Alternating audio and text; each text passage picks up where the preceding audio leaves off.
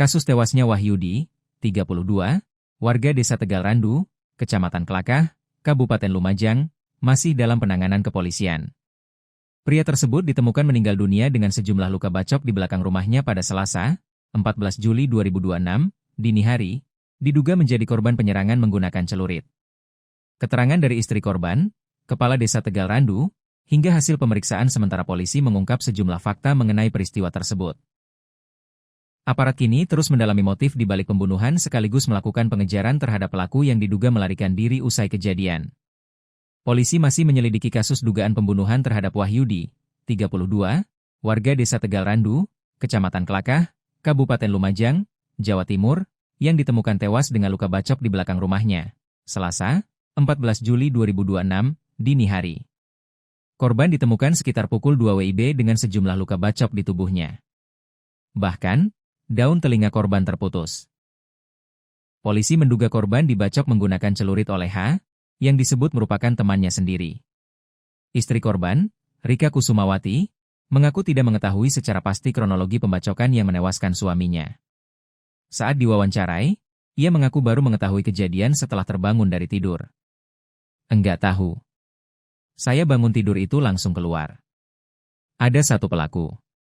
Enggak kenal, cuma tahu namanya. Kejadiannya di belakang rumah saya, ujar Rika.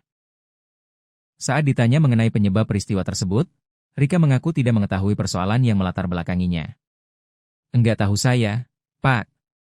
Saya enggak boleh ikut-ikut urusan laki-laki katanya. Pak, ucapnya. Rika juga menyebut dirinya mengetahui adanya pembacokan terhadap suaminya, namun tidak berani mendekat karena takut terhadap pelaku yang datang membawa celurit. Sementara itu, Kepala Desa Tegal Randu, Sadi, mengatakan dirinya mendapat informasi dari kepala dusun pada malam kejadian untuk membantu membawa korban ke rumah sakit. Namun, setelah mengetahui korban telah meninggal dunia, ia langsung meminta agar kejadian tersebut dilaporkan kepada polisi. Pak Kasum beritahu saya, jangan ini kalau sudah meninggal nggak boleh dibawa. Kalau masih hidup nggak apa-apa. Karena sudah meninggal harus laporan ke polisi. Itu saya menghubungi Polsek Kelakah, ujar Sadi.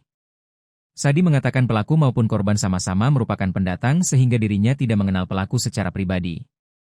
Enggak kenal karena sama-sama pendatang, katanya. Menurut Sadi, berdasarkan kondisi di lokasi kejadian, diduga korban sempat berusaha menyelamatkan diri setelah dibacok di dalam rumah.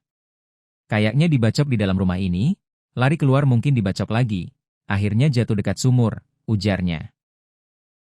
Ia juga mengungkapkan bercak darah terlihat dari dalam rumah hingga keluar rumah. Darahnya dari dalam rumah sampai keluar. Kayaknya dibacok di dalam rumah, lalu lari keluar, katanya.